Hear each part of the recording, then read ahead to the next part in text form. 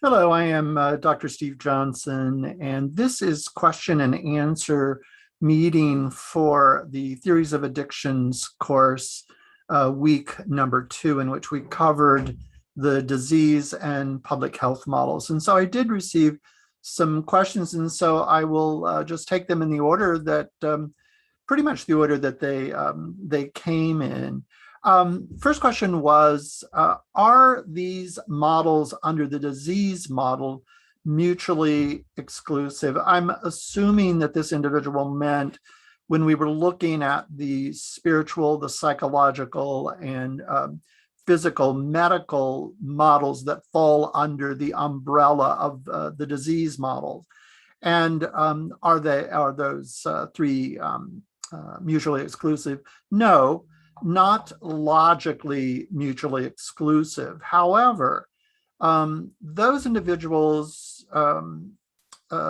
who hold to one of those models might, if they believe that that model is the only adequate model or the only adequate way to conceptualize addictions, they could, of course, see those as mutually exclusive. This is particularly true for the spiritual approach and the medical approach, because many of those individuals, if they hold exclusively to one and see the other one as utterly inadequate, then they're going to hold that they are mutually exclusive. I don't know that holding them is necessarily logically inconsistent, because there are multiple ways to look at any kind of phenomenon.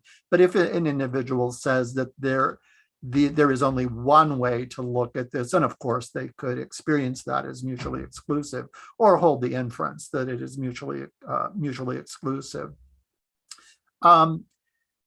The next question is, does anyone who begins to use drugs and uses them regularly develop drug dependence? A very good question. Does anyone, well, we know, right? Yes. The answer to that question is no, because we know from research that is done from the perspective of the genetics model, for example, that different individuals have different susceptibilities to develop drug dependence. And so even if they have the same environmental factors, et cetera, they may have a genetic propensity to develop drug dependence. And so we can't say across the board that if someone begins to use drugs and they use it regularly, that would be a necessary or a sufficient cause for developing the drug dependence. So the answer to that one is no. Looks like the next question is related. They go, that remember that different drugs have a greater or lesser likelihood for users to develop drug tolerance. So that's not a question, but it is a good statement. And for example, we know that heroin and alcohol have a greater probability for developing drug tolerance and requiring ever higher amounts to get the desired effect. So also different drugs have different times in terms of their withdrawal periods. Some are easier to withdraw from, some are far more difficult, and can have very, very negative symptoms. For example, alcohol withdrawal can cause death, and cocaine, where there's not much of a withdrawal at all, right? If any, then that's not going to cause such a deleterious consequence. Another question was, if someone has a genetic susceptibility to drug dependence, do they tend to develop a substance use disorder? Well, we kind of touched on this, but the answer to that is not necessarily.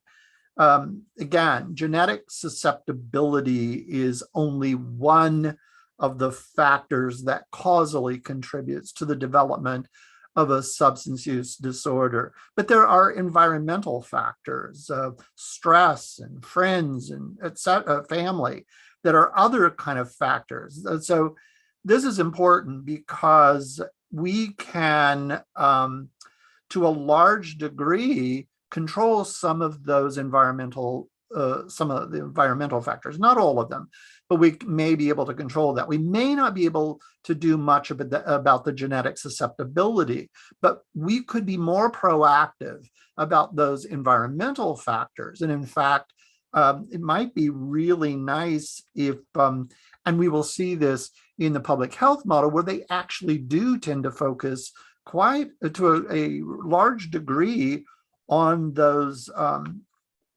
environmental factors over which we can have some kind of control. Maybe not total control, but we can have more control than we can over those genetic factors. Another question is, which factors are most causally related to developing a substance use disorder, nature or nurture? Again, a great question. I touched on this in the lecture, and about why this is a difficult question. In fact, remember, we no longer tend to see nature or nurture as two grossly independent, irreconcilably independent factors. They're not either or. In fact, we don't look at them as either or factors. We're looking at them as both and factors, because I think it's probably better if we look at those as interactionist factors, that each is made up of other factors, so that the nature factor is made up of all kinds of other kind of sub-factors, and the same thing with the nurture. And then, of course, then those factors all interact to contribute to the development of a substance use disorder. Therefore, science continues to study those factors that make up nature and make up nurture, and they look at how those factors interact and the consequences of that interaction. Okay. Another good question is the maturing out concept. This individual said is interesting.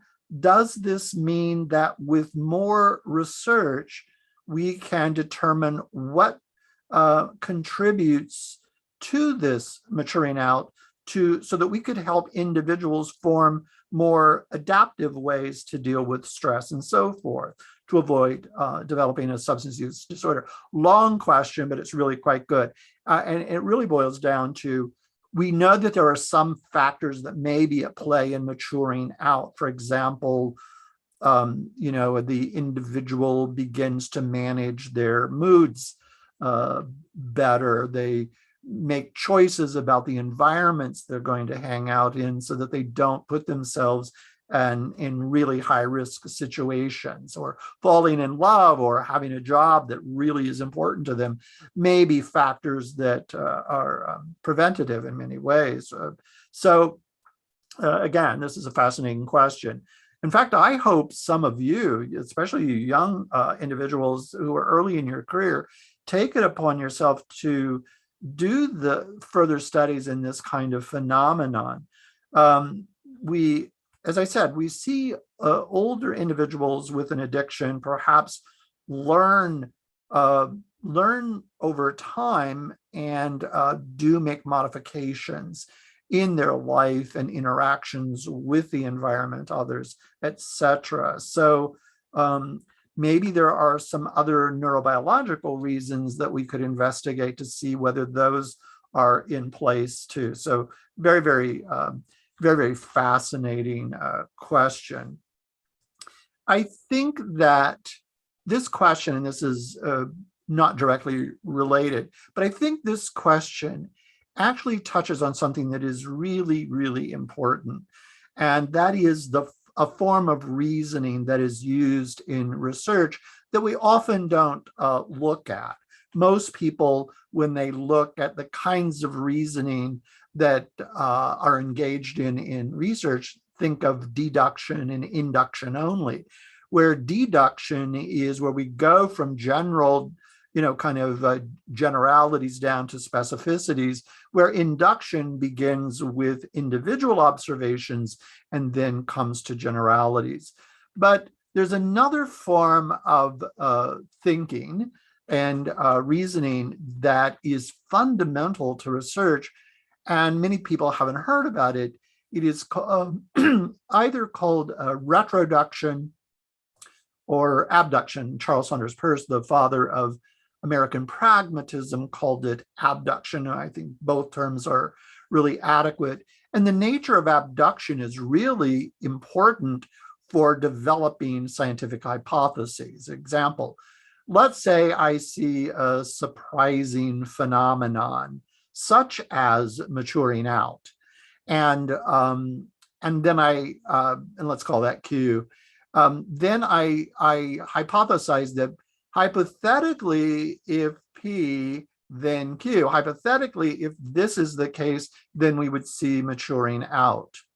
Therefore, and then Q obtains, and therefore possibly P. So it is a logic of possibility. We can't know for certain with retroduction or abduction, but it is reasoning from an observed phenomenon to a hypothetical cause for that phenomenon, and therefore saying possibly that hypothetical exists. And so then we do research to see whether there's good reasons for believing that. Okay, so that is really, really fundamental to that particular question. So thanks so much for that question.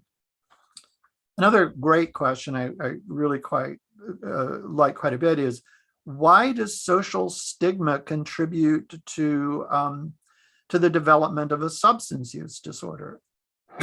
Excuse me. There are lots of reasons for this, and we certainly don't have time to get into all of those. But one contributing factor to substance use development is stress, as we've already seen. And the stress that an individual experiences who is the object of social stigma is often an ongoing stress. And there may be ongoing anxiety as a result of that stigma.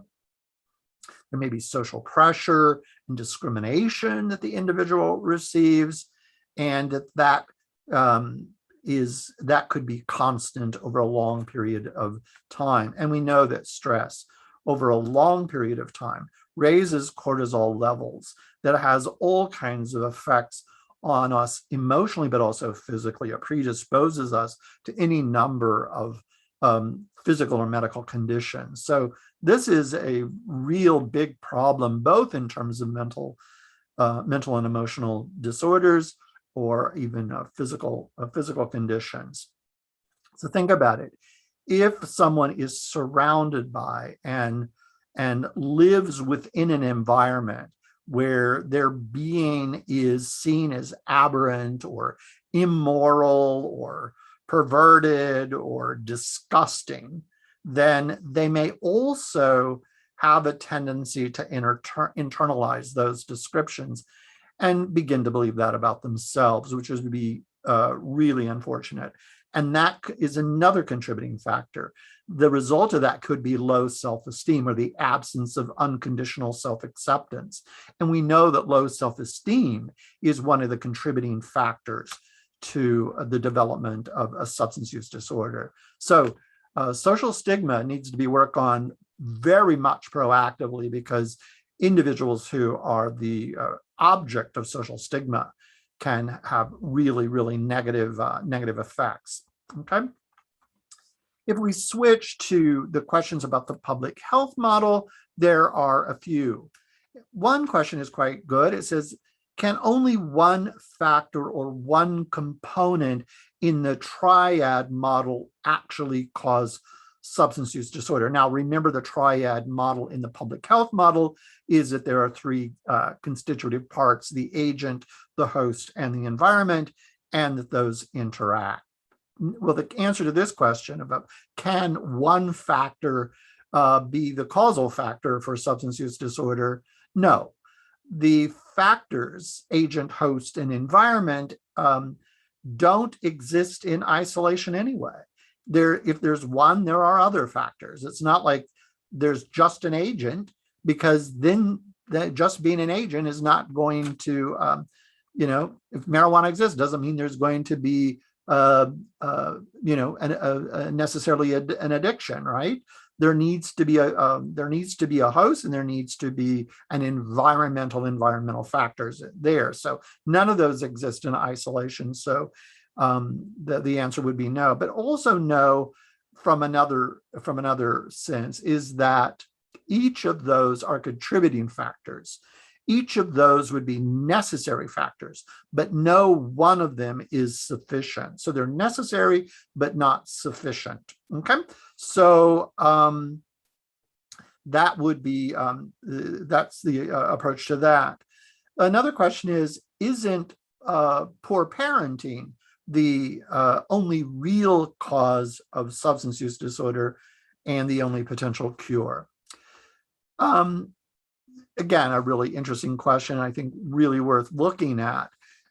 So many people and so many models that come out try to find a single factor that is going to be the causal factor for substance use disorder. There is no one factor. Not poor parenting, not trauma, nothing is a single factor cause for substance use disorder. The parenting is a very, very important factor in the genetic makeup of the individuals who are doing the parenting.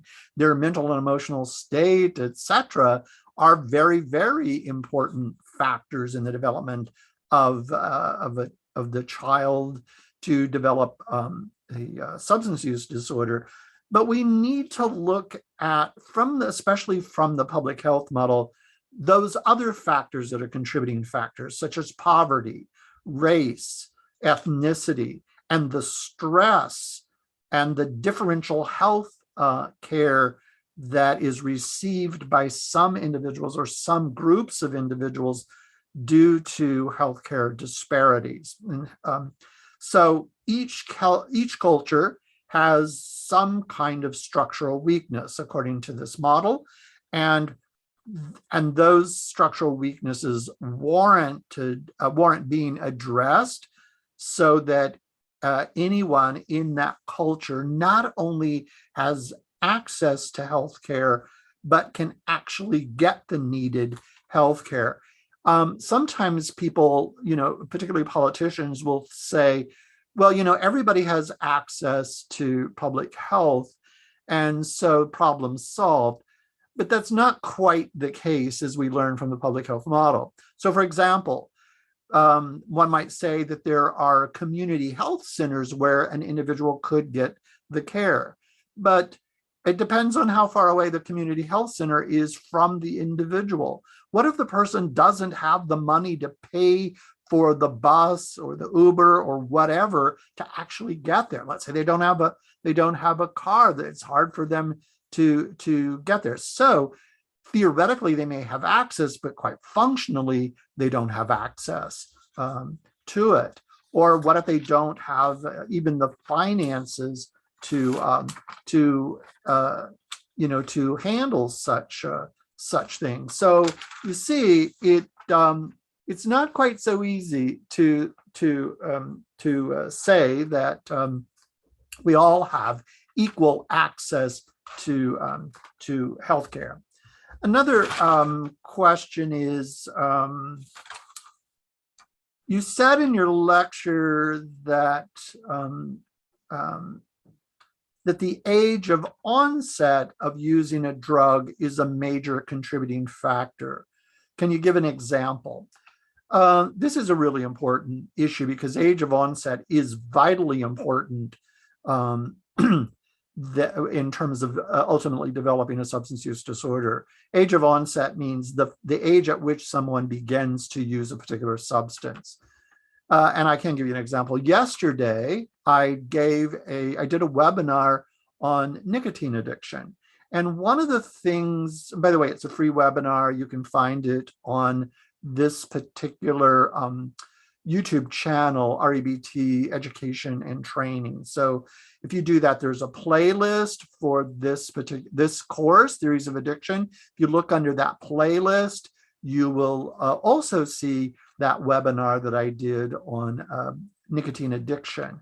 And research has shown that the younger an individual begins to use nicotine, which means what? Begins smoking, the greater the likelihood of becoming addicted to nicotine even later in life.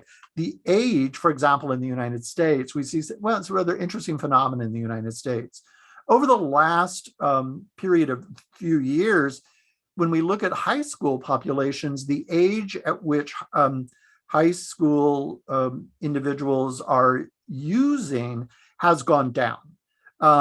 They try it out earlier, but the level and the incidence has gone down. Not as many high school students are starting to smoke than did in previous years. So we're hoping that that will contribute to a decrease in the incidence of the addiction to nicotine later on.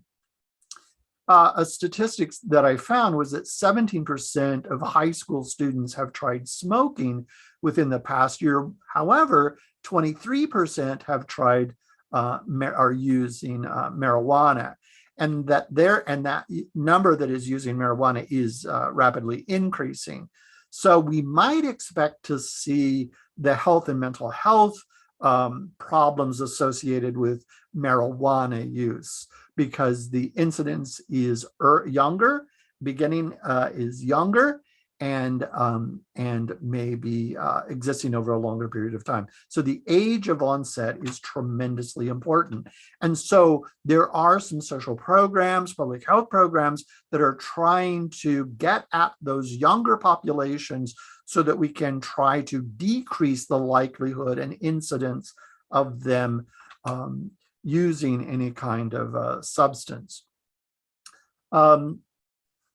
By the way, although this is not really relevant to this topic, I am concerned about the arguments that some advocates of marijuana use.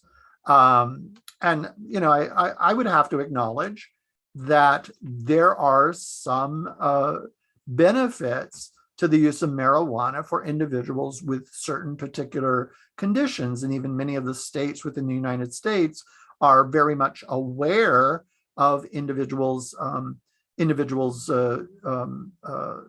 that, needing that kind of help, or could benefit from that. But the reasoning sometimes for the use of marijuana and that it's utterly safe is fallacious. They say that because it's a natural occurring substance, that it will not have negative consequences. Well, that's a fallacious argument, because nicotine is a naturally occurring substance, as is opium. And yet the use of them can cause really negative health conditions and can even cause death. So I think that idea that something, simply because something is natural, it is safe, is fallacious. The only way that we would know whether a substance is helpful or harmful, or some combination thereof, is to do scientific research to determine the outcomes of those substances and their use and type of use among different age groups and different populations, to see what those outcomes are. That's the only way that we would be able to make that determination. Well, that is the questions that we have had for this week. Thank you all for that. And I just wanted to let you know that next week we will be looking at new factors that are tremendously important. We're going to be looking at psychopathology, addictions, and co-occurring disorders. What are those mental and emotional disorders that tend to co-occur or exist along with a substance use disorder? Because this is going to directly impact how we treat an individual who has a substance use disorder and may have a mental or emotional disorder such as major depression or bipolar or personality disorder or schizophrenia, any number of these co-occurring kinds of disorders. So I thank you very much, and I hope you have a wonderful day and a week until we meet again next Friday at this time. Bye-bye.